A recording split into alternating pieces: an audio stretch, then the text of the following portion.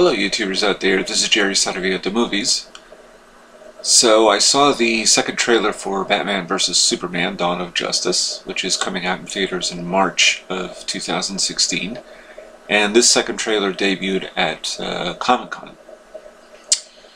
So the reason I'm discussing this is because this is one comic book movie I am kind of looking forward to in a very strange way, despite the casting of Ben Affleck. So I thought maybe if I saw a trailer that would show a little bit more of Ben Affleck in particular, because I thought that was a questionable choice, as did many other fans, not just me, to play Bruce Wayne / Batman, then maybe I would feel a little bit differently.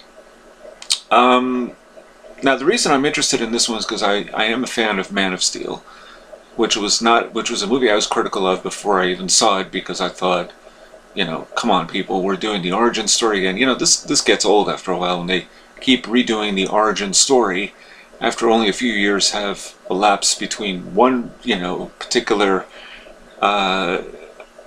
movie, like The Amazing Spider-Man, for example, came out in 2012, the first Spider-Man 2002. So in between, it's 8 years from Spider-Man 3 up until a new Spider-Man, and now they're of course recasting Spider-Man yet again. So hopefully they're not going to do the origin story all over again. But I was a little critical of Man of Steel before seeing it, because I thought, I was critical of the costume in particular, because it was completely desaturated, and I've talked about what the reason why they are desaturating the colors of our favorite comic book heroes. So look for that video. I believe it's in my other channel. I'm going to try to set up a link. I keep forgetting to set up links. Anyway, so Batman vs. Superman. So I was interested because I thought Man of Steel was a good movie. Despite some of the 9/11 imagery towards the end with the crumbling buildings and all that smoke, you know, you can't help but think of 9/11. Maybe at one time prior to 9/11, of course you wouldn't think of it, but now, you know, it's inescapable. But I liked Henry Cavill. I thought he was absolutely fantastic as Superman, and I liked the overall tone of the film. It's not a perfect film, but it was quite a good one. And there were some emotional moments, and it just captivated me. Maybe not the same way, certainly Christopher Reeve back in the day, but anyway. So,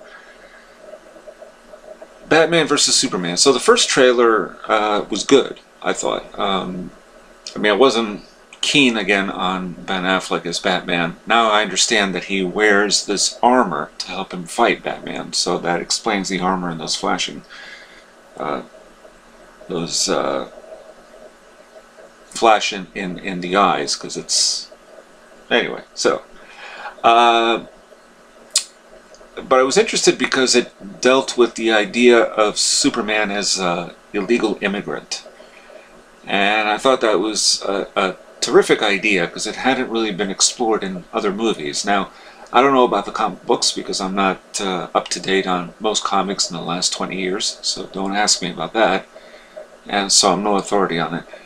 But I liked the idea of it because that is an issue and continues to be in the United States, illegal immigration. So interesting that for somebody who's different from everyone else, we're not sure if he's really a hero or what Superman is, because the people are not sure what to make of him. I like that. That's what made that movie Man of Steel really work.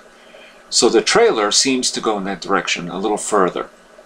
Some people, the townspeople, are against this guy because he virtually destroyed Metropolis by fighting the Phantom Zone villains. So you can understand that this would affect the people of Metropolis. I thought that was a great idea. So in that sense, it has a very post 9/11 emotional context towards the people of Metropolis. So I like that. And then there are people who clearly are for him, who see him as some sort of god, like almost like Jesus, but in a red cape. This trailer deals with Holly Hunter, who I didn't realize was going to be in this, as a senator. And there comes in the Man of Steel, Superman. We should call him all Superman, of course. That's the title of the movie. But he enters the almost like a courtroom scenario to be questioned, like a deposition. I thought that was terrific. I really like that. Who is this guy? Why are we looking up to him? Where does he come from? Is he trying to destroy us? So then we see footage of Bruce Wayne holding some child as the Wayne Enterprise office building comes crumbling, and you can see he's really mad. And that's when I thought, okay, well, now I see rage in Ben Affleck. And I thought, okay, I think you got me there. I think this might work. Ben Affleck might, in fact, make this work. Because he's not the most charismatic actor. He never was. I liked him in Kevin Smith's films from way back now, 1995, 97, Chasing Amy. But since then, he was not an actor that really... he didn't appeal to me. He's not a bad actor, he just isn't very charismatic. But it looks like he found a director who could utilize his charisma to maybe really give a real performance. So hopefully, I sense there might be something there. So I'm giving him the benefit of the doubt, just like we all gave Michael Keaton the benefit of the doubt back in 1989 when he did Batman for Tim Burton. And then we see Wonder Woman. Now, I don't know exactly how that fits into the whole DC, storyline. There's potential here. Jeremy Irons appears. I'm not clear who he's playing, to be honest with you. I'm not sure if he's the butler, Alfred. I didn't look that up. Sorry, I didn't do the research. There's potential here. This is not like any other comic book movie out there. Man of Steel was the most interesting one we've had in the last few years. And I love Robert Downey Jr. and Iron Man. I like the Avengers. I haven't seen the newest one. But most of them just, they kind of like, even Thor after a while, they just kind of, they cancel each other out. They're almost like the same movie. This one seems to have much more substance, and that's what I like. Zack Snyder's pushing for substance. Carrying on what he established in Man of Steel. How well the Batman character will work, we'll see. I imagine there will be some eventual forging of an alliance between these three characters. Who knows? That is Wonder Woman, Batman, and Superman. So, there's potential here. I mean, it's not...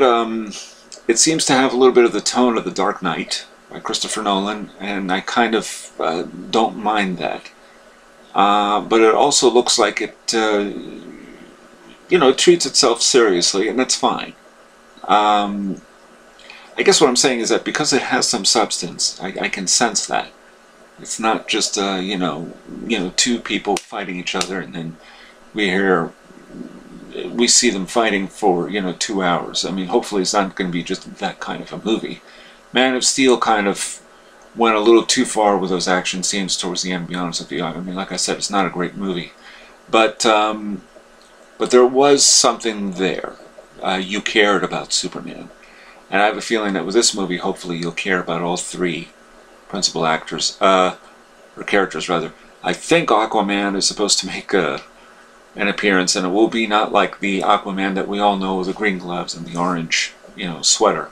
This is a different Aquaman, played by the actor who played Conan the Barbarian, that really horrible remake from a few years back. His name doesn't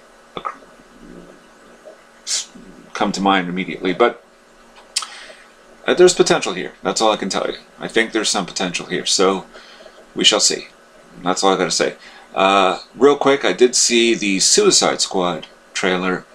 That looks like a much darker movie. Kind of a grimmer display of tricks. But I don't know too much about Suicide Squad, so like I said, I'm a bigger Superman fan than Batman overall, but Batman figures into the action of Suicide Squad, so we'll see about that one. Jared Leto as the Joker, there's something there maybe, I don't know. Yeah, that's it. So I look forward to Batman vs. Superman. I'm heartily sick and tired of comic book movies, I'm being honest. But this is one that I think has an epic feel to it and substance. That's a plus, a real plus. Not just another anonymous, superheroes fighting for the supreme good against the dastardly evil protagonist. So, we'll see. And this is Jerry Sadovia at the Movies.